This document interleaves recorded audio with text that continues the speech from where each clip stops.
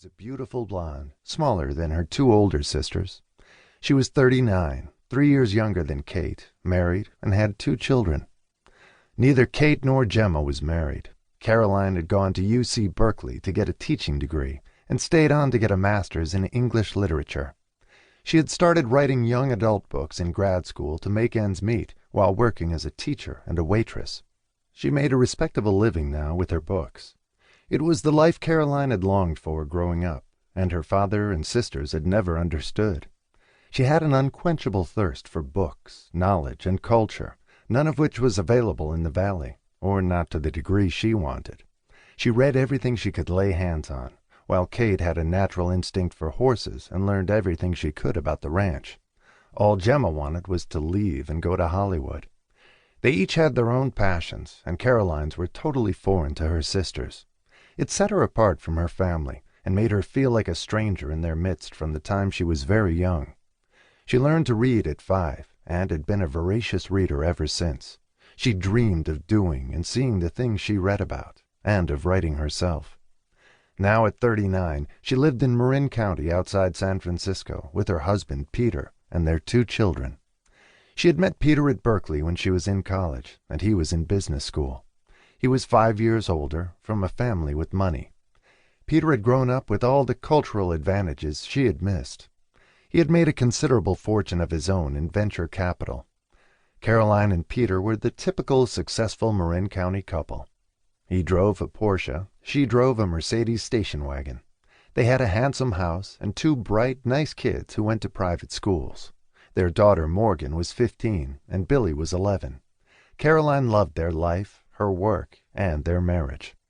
She had snuck away while her father wasn't looking. Gemma, his middle child, had always been the star in his eyes, and Kate, the oldest, was the daughter he counted on to back him and work with him on the ranch. Caroline never gave him a hard time about anything. He and Gemma fought constantly, but he loved and respected her all the more for it. While he and Gemma were battling, Caroline just quietly slipped away to the life she had fantasized about for years. She had everything she wanted now, a solid marriage, great kids, a pretty house. She was involved with the ballet, the film festival in Marin, the San Francisco Museum of Modern Art, and a career she enjoyed. She was still writing young adult books, and had won the coveted Prince Award, the most prestigious award for books for younger readers. She had been starving for culture while she lived in the valley, and all her hopes had come to fruition once she left Santa Ynez. She went back as rarely as possible, and occasionally felt guilty about it. She loved her father and sister, but found visiting the ranch oppressive. Just being there made her feel anxious. It was a déjà vu of her youth, which wasn't a happy memory for her. She had felt overlooked and out of place for all 17 years she'd lived there, until she left for college. Peter was from New York, and they visited his family more often than hers, although her kids thought it was fun to go to the ranch. Caroline loved going to New York, catching up on the latest museum exhibits, the opera, theater, and everything that the city offered. She took her children with her whenever possible. They thought their maternal grandfather was a colorful person, full of charm, and a real cowboy. He had ridden in the rodeo when he was younger, and done well. He had even survived being gored by a bull in a roping contest, which fascinated her children. But they saw very little of him. Caroline, Peter, and the children usually had something else to do.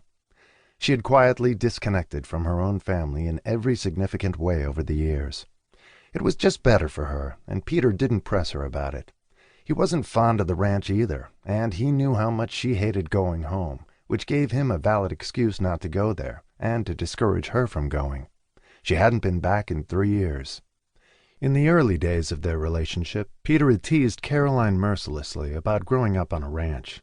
He called her a cowgirl and referred to her redneck origins, until she finally told him how it hurt her and got him to stop. It had taken years to win his parents' respect, and they made it obvious that they would have preferred it if he had married someone from their world. In time, they came to appreciate her value and how much she loved their son. Their acceptance had been hard-won. Peter valued her intelligence, good judgment, sound advice, and solid values, too. But in heated moments, the difference in how they had grown up still caused them to clash. She wasn't a New Yorker and didn't have the sophisticated upbringing.